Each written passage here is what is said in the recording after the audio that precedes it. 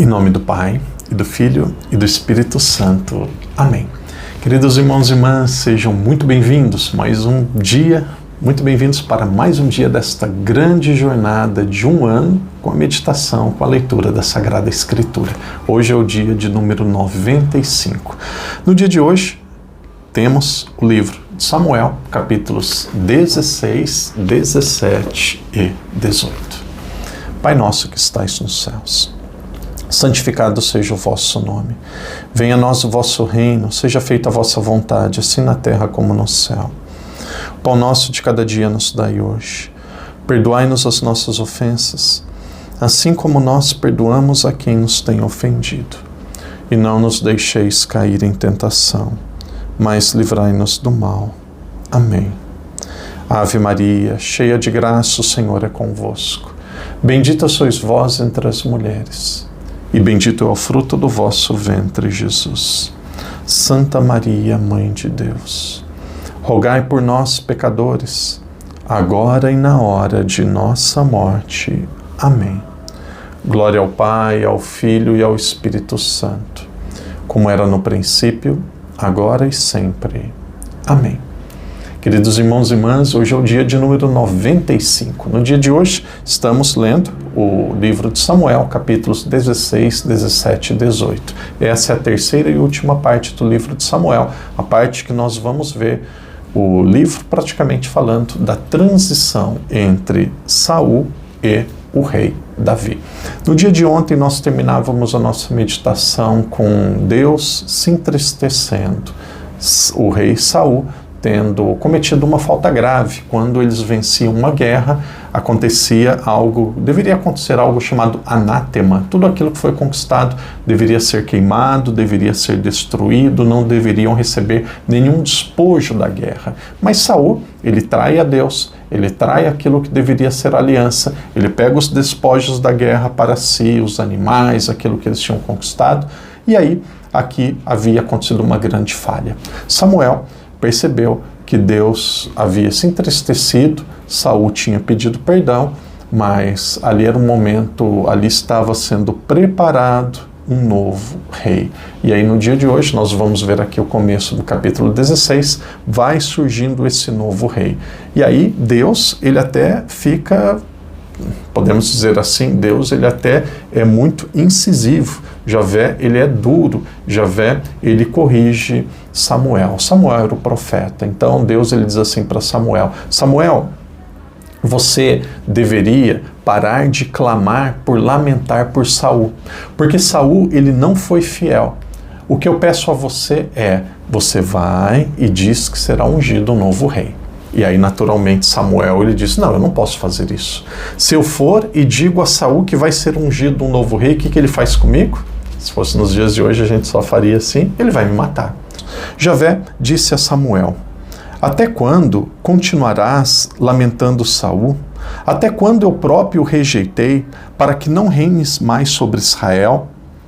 Enche de azeite o teu chifre e vai, eu te enviarei à casa de Jessé, e o belemita, alguém de Belém, porque vi entre os seus filhos o rei que eu quero. E aí, de repente, Saul, ele, sendo o rei, ele ficaria extremamente revoltado, sabendo que outra pessoa seria rei no lugar dele. Então, veja o que Javé diz para o profeta Samuel. Você vai à casa de Belém, você vai se encontrar com Jessé e você vai trazer óleo, vai trazer uma oferta e você vai ungir um dos seus filhos, que vai ser aquele que será o rei. E aí o que acontece, mesmo sem entender tudo, Samuel, ele pega as ofertas, ele pega aquilo que Deus pediu, ele se aproxima da tribo de Benjamim, e lá na tribo de Benjamim ele encontra um idoso, um pai chamado Jessé. E ele disse assim a Jessé, Jessé gostaria de ver os seus filhos para ser ungido. E aí vem o primeiro filho, e ele diz, Javé diz, não é esse. Vem o segundo filho, não é esse. Então vem vários, ele diz, está faltando um ainda. Está faltando aquele que está no campo. E aí ele diz, traz esse seu filho, porque é ele que vai ser ungido por Javé. E aí traz um menino ruivo, baixo, sem grande expressão, que era ainda um adolescente, um jovem, e aí Javé diz, é esse que será ungido. E aí acontece a unção. Interessante que quando Samuel, profeta, ele chega em Belém, também um local muito pequeno, as pessoas começaram a ficar assustadas. O que você está fazendo em Belém? O que aconteceu? Você vai nos destruir? Javé vai nos destruir o que nós fizemos? E aí Samuel, ele diz, não, essa é uma missão de paz. Essa é uma missão de paz e é uma missão que eu vim oferecer um sacrifício a Javé. E aí o sacrifício é oferecido, todos os filhos vêm e um deles é aquele que é ungido. Um deles é aquele que é abençoado. Aquele que foi abençoado foi o mais jovem, foi Davi. Vejam ali se vocês têm a Bíblia em mãos, no capítulo ainda 16, no versículo 12, diz assim: Jessé mandou chamá-lo, o único que faltava. Era ruivo, de belo semblante e admirável presença. E Javé disse, levanta-te e unge-o, é ele. Samuel apanhou o vaso de azeite e ungiu na presença dos irmãos, novamente o azeite, possivelmente ungido na cabeça. O espírito de Javé precipitou-se sobre Davi, a partir deste dia e também depois. Quanto a Samuel, ele pôs-se a caminho e partiu para Ramá. Então o que aconteceu nesse momento? Tinha ainda um rei que era Samuel, mas nesse momento foi ungido Davi. Davi se tornava o rei. E aí depois acontece um encontro, aqui nós temos algo que é providencial, acontece o encontro entre Saul, naquele momento que Davi foi escolhido, foi ungido rei, aconteceu algo muito estranho, que nós não temos muitos detalhes.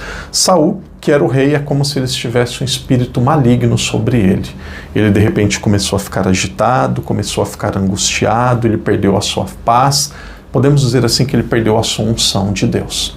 E aí ele precisava de alguém, e era o único jeito que havia para aquele rei que era Saul ter paz e se sentir bem. Naturalmente não era remédio, naturalmente não era, muitos vão dizer, exorcismo. Ele se sentia bem, em paz e saudável quando alguém tocasse como se fosse, talvez alguns podem dizer assim, uma arca, uma flauta, para ser muito exato com aquilo que o texto da Sagrada Escritura diz.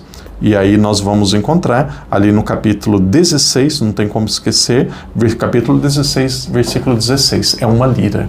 Então, quando era tocado uma lira, o rei Saul ele se tranquilizava. E quem foi escolhido para tocar a lira para o rei Saul? Quem foi escolhido era um jovem que tinha esse talento, que sabia fazer isso, Davi. Então veja, Saul, ele havia ungido Davi. Davi era o rei, mas Saul pensava que ele ainda era o rei.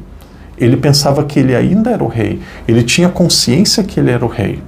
Então aqui nós temos alguns personagens que precisam ficar bem claros da nossa cabeça. Havia Samuel. Samuel era o profeta. Samuel havia ungido Davi. Davi tinha se tornado rei. Mas para Saul ele ainda era o rei. Para Saul, ele ainda era aquele que tinha o poder. Mas Saul, ele passou a ter um espírito muito estranho, que ele deixou de ter a unção de Deus. Então, a partir daquele momento, ele precisava de alguém para ajudá-lo, alguém que tocasse lira para ele. E aí encontraram alguém que iria tocar a lira. Quem iria tocar a lira seria o rei. Na verdade, ele não tinha esse nome, foi uma unção secreta, seria Davi. Então Davi veio, recebeu o carinho, Saul gostava da presença dele, e aí Saul, quando ele ouvia a lira, ele ficava em silêncio, ele ficava tranquilo, ele se sentia bem, se sentia abençoado. Quando Saul não ouvia a lira, naquele momento, ele perdia a paz, ele ficava agitado e ficava angustiado. Então aqui nós temos um grande sinal de Deus, nós temos aquilo que Deus pediu para que Samuel realizasse, a unção de Davi, mas ao mesmo tempo Saul ainda se achava o rei. Então nós temos aqui esse cenário. Qual que é o cenário? O cenário, o rei novo ungido era Davi, mas Davi, durante muito tempo, para a sociedade, ele era apenas aquele que tocava a lira para o rei Saul.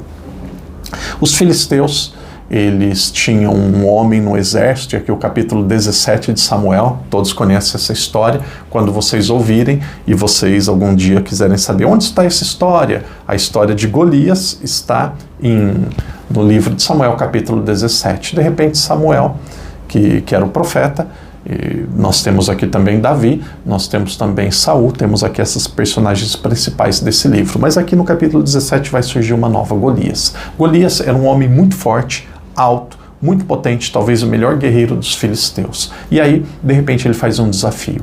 Ele diz assim: eu desafio que venha apenas um homem guerrear contra mim. Um homem de Israel. E a guerra vai ser 1 a 1. Quem vencer essa guerra vai tomar totalmente o território do inimigo. E essa guerra foi lançada. Naturalmente, em Israel, todos ficaram com medo. E aí, naquele momento, Davi, ele tinha terminado o serviço de tocar a lira na casa do rei Saul, e ele estava voltando para a casa do seu pai. Iria voltar para um tempo livre. E quando ele volta para a casa do seu pai, ele observa que a batalha estava acontecendo. Naquele momento, Golias estava esperando por alguém. E aí Saul, ele foi tocado. Aí Davi, ele foi tocado. O pequeno Davi, o frágil Davi, ele foi tocado no coração e ele disse assim: eu vou ser aquele que vou enfrentar Golias. Vou enfrentar Golias e eu vou vencê-lo. E aí Saul ficou sabendo disso. Saul se aproximou ali do local da batalha e disse assim: você é uma criança, você ainda é muito fraco, é muito pequeno, você não tem condição para isso. E aí, de repente, Davi ele conta uma história até engraçada. Olha, desde criança, quando eu ia para a floresta, quando eu ia para a selva, eu olhava para os leões já morriam. Eu tenho muita experiência. E aí conseguiu convencer, disse que não seria ele que iria lutar, mas Javé queria lutar através dele. E aí, de repente, ele convence Saul. Então aqui nós podemos imaginar, eu fico imaginando, e aí eles escolhem, de repente, conseguem convencer que Davi seria a melhor pessoa. Então é momento de guerra, momento de batalha, 1 a 1. Então ele precisa do armamento. Eu imagino o capacete, eu imagino um escudo, eu imagino uma espada. Qual foi o primeiro armamento que ele recebeu? O capacete. O capacete ficava balançando na cabeça dele, não cabia, porque era ainda uma criança. Os armamentos ele nem sabia como utilizar, então ele jogou tudo fora e falou: não, eu quero apenas uma funda, eu quero apenas uma pedra.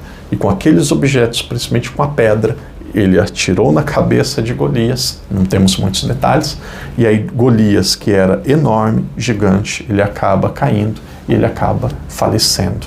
Davi, a partir daquele momento, ele começa a ter mais destaque, ser mais reconhecido. Davi começa a receber o elogio de muitas pessoas. Então, algumas mulheres que estavam próximas do rei, algumas mulheres que serviam nos lugares sagrados que estavam na sociedade, começavam a cantar nas praças desta forma: Saul matou 1000, Davi matou 10.000. Imagina. Então, o que iria acontecer? Agora sim, nós podemos dizer que aconteceu um ato de ciúmes. Naquele momento, Saul, ele começou a se sentir perdendo prestígio, começou a se sentir ali ameaçado por aquele que seria o rei Davi. E aí entra novamente na história aquele que era Jonatas. Jonatas entra novamente na história. Por quê?